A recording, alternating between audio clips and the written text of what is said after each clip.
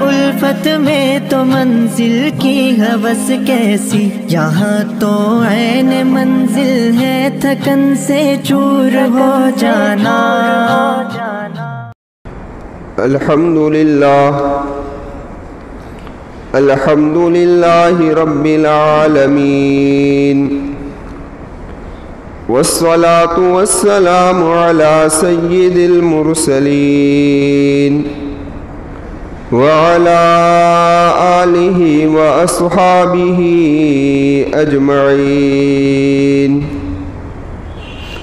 اما بعد فقد قال اللہ تبارک وتعالی فی الکلام المجید والفرقان الحمید، اعوذ باللہ من الشیطان الرجیم، بسم اللہ الرحمن الرحیم،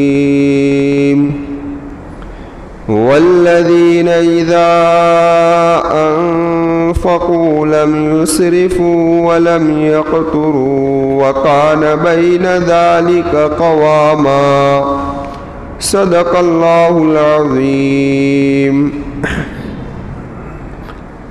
معزز سامعین کرام اور پردہ نشین خواتین،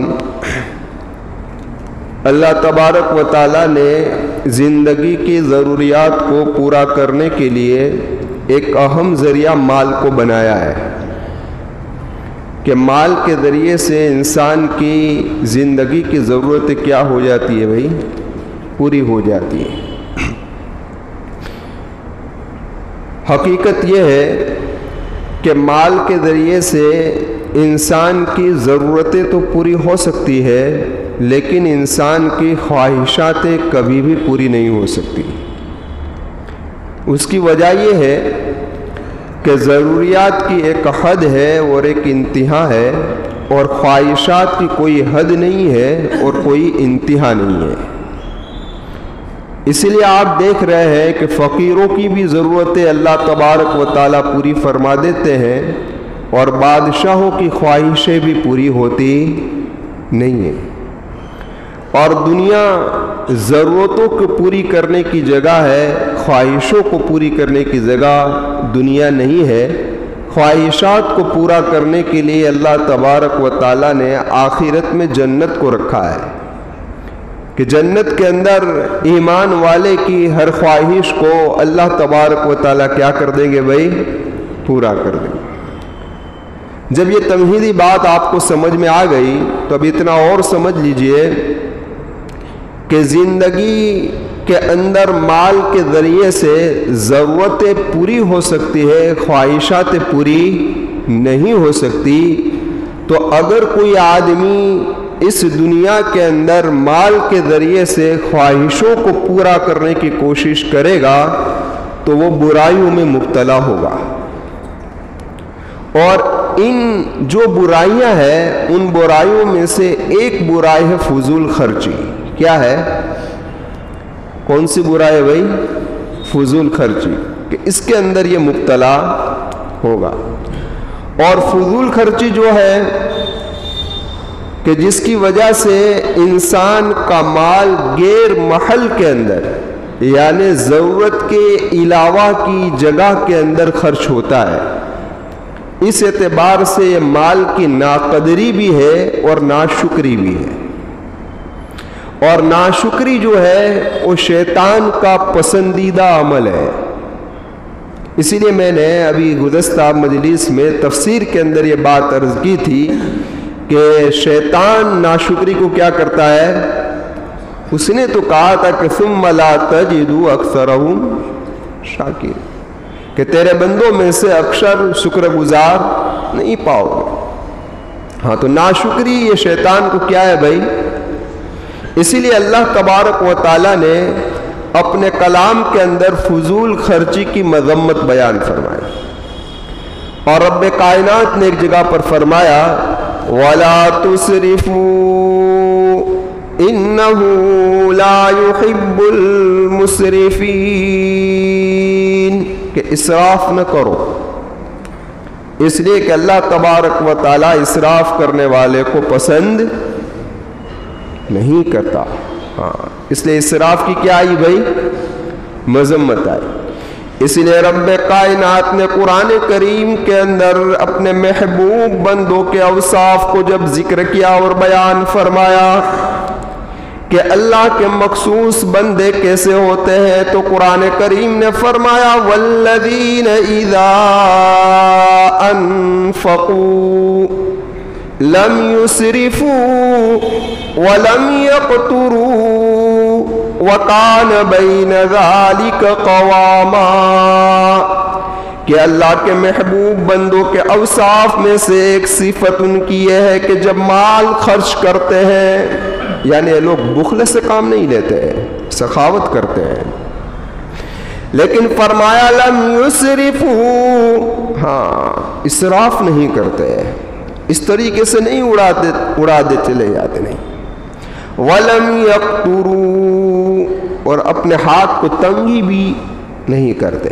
کہ بالکل روک دیا بخیل بن گیا، نہیں، وَقَانَ بَيْنَ ذَلِكَ قَوَامًا، ہاں میانہ روی کے ساتھ، درمیان والا راستہ، نہ اسراف نہ بخل، درمیانی کے ساتھ یہ کیا کرتے چلتے ہیں۔ اس بنا پر فرمایا کہ فضول خرچی پسندیدہ عمل شیطان کا ہے، اس لیے قرآن کریم نے فرمایا ان المبذرین کانوا اخوان الشیاطین،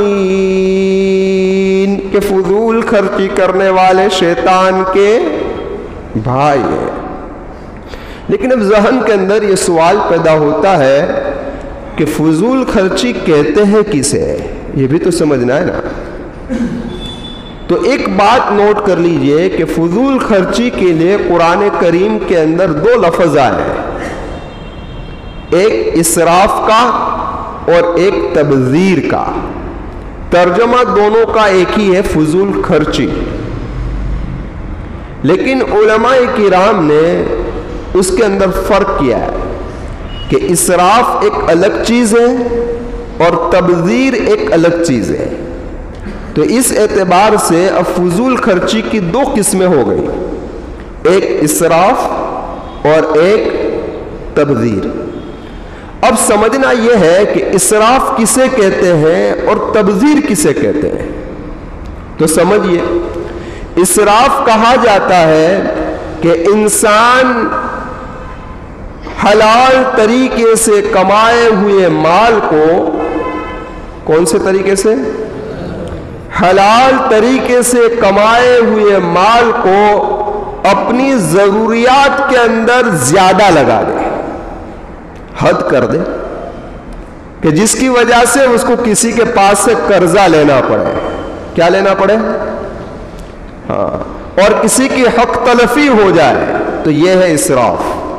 اب اس کو مثال کے ذریعے سمجھیے کہ جہاں 1000 روپیے سے کام چل سکتا تھا، لیکن سماج کے رسم و رواج کے دباؤ میں آ کر، یا اسی طریقے سے شرما شرمی کے اندر، دیکھا دیکھی کے اندر، اس نے اس خرچ کو بڑھا کر 2000 کر دیے اور مجبوراً 1000 کا قرض لینا پڑا، تو یہ کس کے اندر داخل ہے بھائی؟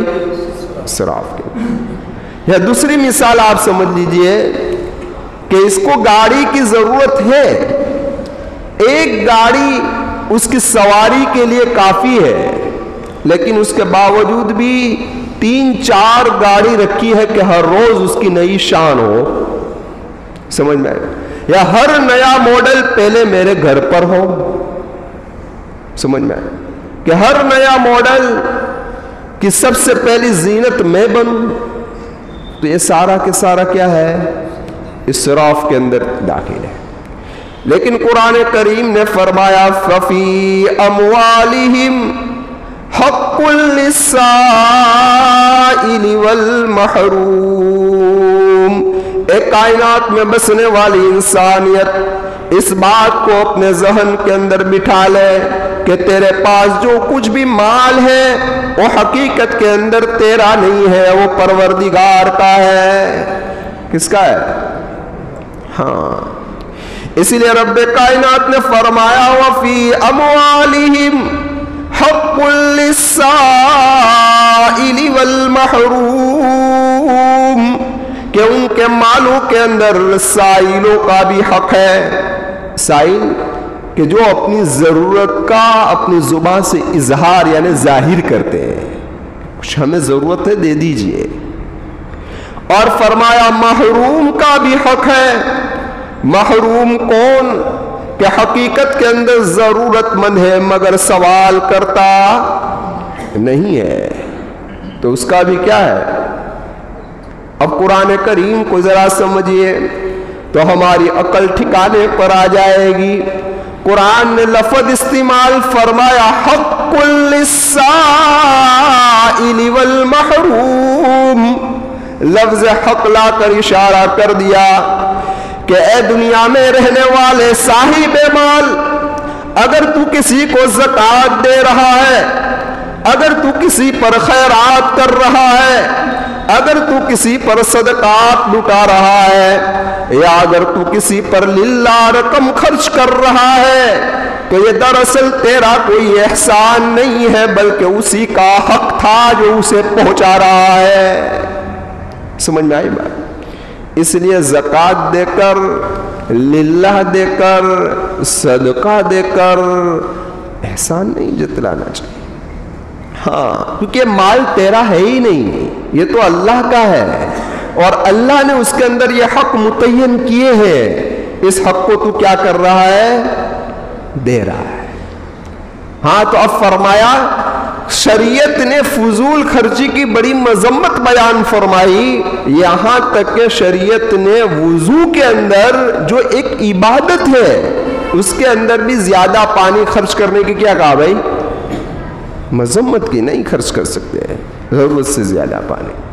لیکن اب ذرا دیکھیں ہمارے مسلمانوں کے جو محلے ہیں، ان محلوں کا آپ صبح سویرے تھوڑا گشت کر لیجئے،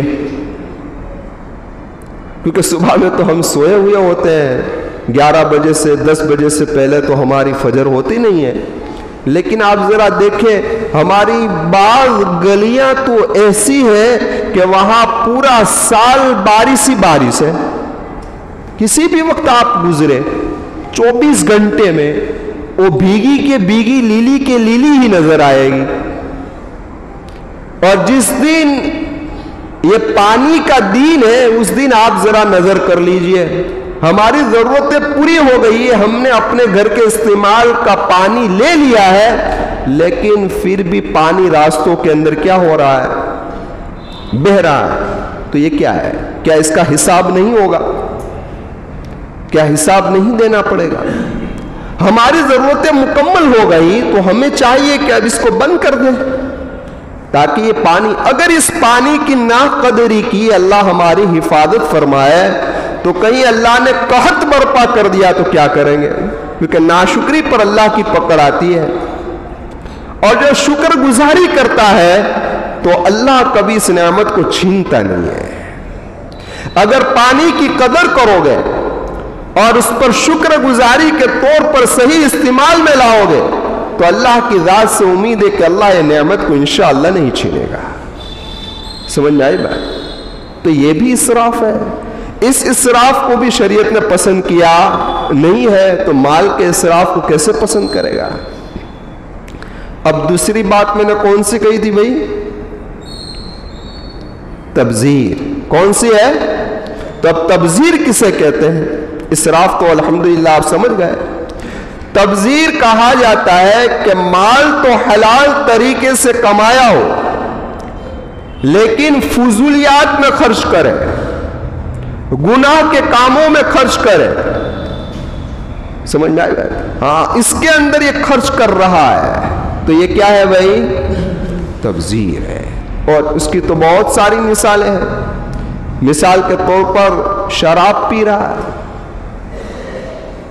تو گناہ کے کام میں خرچ کر رہا ہے، جوا کھیل رہا ہے، غیر محرم سے ناجائز تعلقات کر رہا ہے، وہ اس پر پیسے خرچ کر رہا ہے اپنی حلال کمائی کو. یہ سب کیا ہے؟ یہ تبذیر کے اندر داخل ہے. اور ایک مثال دے دوں کہ آپ بتایا جا رہا ہے کہ ہندوستان کے اندر 25 کروڑ مسلمان ہیں، ایسا بتایا جا رہا ہے نا. اللہ ہی بہتر جانتا ہے، لیکن تھوڑی دیر کے لیے مان لیتے ہیں. ان 25 کروڑ مسلمانوں میں سے آپ 15 کروڑ کو الگ کر دیجئے، جن میں عورتیں آ گئی اور جن میں بچے آ گئے، تب کتنے بچے؟ میتھمیٹکس تو آپ کا ماشاءاللہ مجھ سے زیادہ پکا ہوگا، اس لیے آپ فٹافٹ جواب دیں گے، ہے نا؟ تو کتنے؟ 10 کروڑ. ان 10 کروڑ میں سے آپ 5 کروڑ کو نکال دیجئے، یہ تو میں زیادہ نکال رہا ہوں، 5 کروڑ کو نکال دیجئے کہ جس کے چہرے محمد رسول اللہ کی سنت سے آراستہ ہے، تب کتنے بچے؟ 5 کروڑ. اب ماشاءاللہ آپ لوگ جانتے ہی ہیں، سب کچھ جانتے ہیں، 5 کروڑ مسلمان ایسے بچے ہیں کہ جو چہرے پر داڑھی رکھتے نہیں ہیں، اور پورے ہندوستان کے دیہات سے لے کر بڑے بڑے شہروں تک اٹھا لیجئے تو داڑھی بنانے کی قیمت 10 سے لے کر 100 روپے تک ہوگی کہ نہیں ہوگی؟ کہیں 10، کہیں 20، کہیں 30، کہیں 40 ہے یا نہیں ہے؟ ہم کم سے کم فگر لیتے ہیں صرف 10 روپے کو. کتنے کو لیتے ہیں؟ کتنا؟ 10 روپے کو. اور ہفتے میں ایک مرتبہ تو ہر داڑھی بنانے والا بناتا ہوگا کہ نہیں بناتا؟ اب 5 کروڑ گویا 10 تو کتنے ہوئے؟ 50 کروڑ ہوئے. کتنے روپے ہوئے بھائی؟ 50 کروڑ. تو مہینے کے 2 ارب روپے ہوئے. اب یہ 2 ارب روپے مسلمانوں کے گناہ کے اندر ہر مہینے خرچ ہو رہا ہے، کم از کم صرف ایک گناہ میں. ایک تو روپیہ بھی خرچ ہو رہا ہے، اور دوسرا محمد رسول اللہ سے دوری بھی ہو رہی ہے نا کہ نہیں ہو رہی ہے؟ تو یہ تبذیر ہے. گناہ کے کام میں اپنے مال کو، حلال کمائی سے کمائے ہوئے مال کو خرچ کرنا، یہ تبذیر ہے. اسی کو قرآن نے کہا کہ ان المبذرین کانوا اخوان الشیاطین. اسی لیے علماء فرماتے ہیں کہ فضول خرچی کی یہ قسم بہت بری ہے، خطرناک ہے. تبذیر اسراف سے بھی بری ہے. اب ذرا آپ اندازہ لگائیے کہ ایک ہفتے کے اندر 50 کروڑ روپیہ مسلمان داڑھی بنانے میں خرچ کر رہا ہے. اگر اس کو بیلنس کر دیا جائے اور ایک غریب کا گھر 10 لاکھ میں تیار کر دیا جائے تو ہر ہفتے 500 گھر والے بے گھر لوگ گھر والے بن سکتے ہیں. بن سکتے ہیں یا نہیں بن سکتے؟ ہر ہفتے اور ہر مہینے میں تو 2000 گھر مسلمانوں کے صرف اس گناہ سے بچنے سے بن سکتا ہے. تو یہ کیا ہے بھائی؟ تبذیر ہے. اللہ میری بھی حفاظت فرمائے، آپ تمام کی حفاظت فرمائے، اسراف سے بھی بچائے اور تبذیر سے بھی بچائے. اب ذرا ہم کچھ اس سے آگے بڑھ رہے ہیں کہ قرآن کریم نے جو فرمایا ہے ان المبذرین کانوا اخوان الشیاطین، تو اب ایک بات اور سمجھ لیجئے کہ اگر انسان اپنی زندگی کے اندر اپنی ذات کو فضول خرچی سے بچائے گا تو فرمایا میرے آقا و مولا محمد رسول اللہ صلی اللہ علیہ وسلم نے کہ الاقتصاد فی النفقہ، کہ جو آدمی خرچ کرنے کے اندر میانہ روی اختیار کرے گا، نصف المعیشہ، کہ وہ آدھی معیشت ہے، یعنی مالداری کا پہلا اسٹیپ ہے، پہلا قدم ہے، پہلا زینہ ہے کہ جو آدمی اپنی زندگی میں فضول خرچی سے اپنے آپ کو بچا لے تو کیا ہو جائے گا؟ مالداری کی سیڑھی پر چڑھنا شروع ہو جائے گا. اس لیے ہمارے گجراتی میں بھی کہوت ہے نا، چادر جتلی لامبی ہوئے اتلا پگ. تو اپنی جتنی انکم ہے، اپنی جتنی آوک ہے، اتنا انسان خرچ کرے تو انشاءاللہ کسی کا محتاج ہوگا. اسی لیے میں نے کہا ضروریات کی حد ہے، خواہشات کی حد نہیں ہے. سمجھ میں آ گئی بات؟ اب ذرا دیکھیں کہ شریعت نے میانہ روی کے ساتھ اختیار کرنے کا کہا ہے. اس سے پتہ یہ چلا کہ نہ فضول خرچی کرو نہ بخیل بن جاؤ، کیونکہ بخل کی بھی مذمت آئی ہے.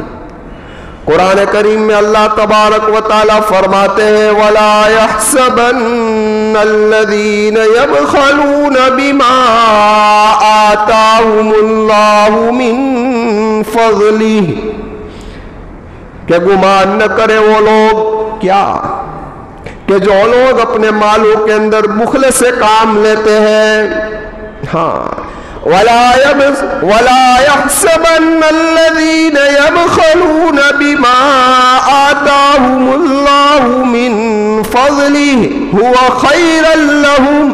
یہ نہ سمجھے کہ اچھی چیز ہے کہ ہم بخیل بنے ہوئے ہیں. قرآن کہتا ہے وَهُوَ شَرٌّ لَهُمْ، وہ بہت بری چیز ہے، بہت بری. بخل کی مذمت بیان فرمائی. میرے آقا کی روایت مسلم شریف کے اندر ہے اتقوا الشح. شوہ کیا ہے؟ پھر آقا نے فرمایا فَإِنَّ الشُّوحَ أَهْلَكَ مَنْ كَانَ قَبْلَكُمْ. یہ شوہ ایک ایسی چیز ہے کہ جس نے تمہارے پہلے لوگوں کو ہلاک کیا. علماء نے لکھا ہے شوہ بخل کے ساتھ ہرس کا ملنا، لالچ بھی ساتھ کے اندر آ جائے.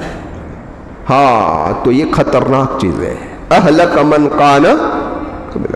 اس لیے قرآن نے فرمایا وَمَن يُوقَ شُحَّ نَفْسِهِ فَأُولَٰئِكَ هُمُ الْمُفْلِحُونَ، کہ جس آدمی نے اپنے نفس کو شوہ سے بچائے رکھا وہ کامیاب ہو گیا. اسی لیے حضرت یحییٰ بن زکریا علیہ السلام کی ملاقات جب شیطان سے ہوئی نا تو حضرت زکریا حضرت یحییٰ نے شیطان سے پوچھا کہ تو سب سے زیادہ محبت کس سے کرتا ہے اور سب سے زیادہ نفرت کس سے کرتا ہے؟ تو کہنے لگا میں سب سے زیادہ محبت مومین بخیل سے کرتا ہوں. مومین ہو لیکن کیا ہو؟ بخیل ہو، اس سے میں محبت کرتا ہوں. اور سب سے زیادہ نفرت میں گنہگار سخی سے کرتا ہوں. یہ ہے گنہگار لیکن سخی ہے. کیوں؟ کہ مجھے اندیشہ ہے کہ اللہ اس کی سخاوت کو دیکھ کر کہیں اس کی مغفرت نہ کر دے. سمجھ میں آئی بات؟ اس لیے قرآن نے کہا ہے کہ اتنا ہاتھ بھی نہ کھلا رکھو کہ تم لوٹے جاؤ اور اتنا بند بھی نہ کر دو. سمجھ میں آئی بات؟ لیکن ہر جگہ پر شریعت نے اہدنا الصراط المستقیم، درمیان والا راستہ اختیار کرو تو انشاءاللہ کسی کے محتاج بنیں گے نہیں. اور اگر اسی فضول خرچی کے بند کرنے کے دو راستے، ایک راستہ تو یہ ہے کہ انسان یہ سماج کے رسم و رواج پر چلنا چھوڑ دے کیونکہ اس میں فضولیات زیادہ ہو جاتی ہے نا، دیکھا دیکھی میں شرما شرمی میں کرنی پڑتی ہے. اور دوسرا انسان فضول خرچی کے اندر اپنی ناجائز خواہشات کو پورا کرنے کی حرص و ہوس کو چھوڑ دے تو انشاءاللہ فضول خرچی سے بچ جائے گا. اللہ تبارک و تعالی میری بھی حفاظت فرمائے، آپ تمام کی حفاظت فرمائے، صفت سخا نصیب فرمائے، صفت بخل سے حفاظت فرمائے اور میانہ روی کے ساتھ زندگی گزارنے والا بنائے.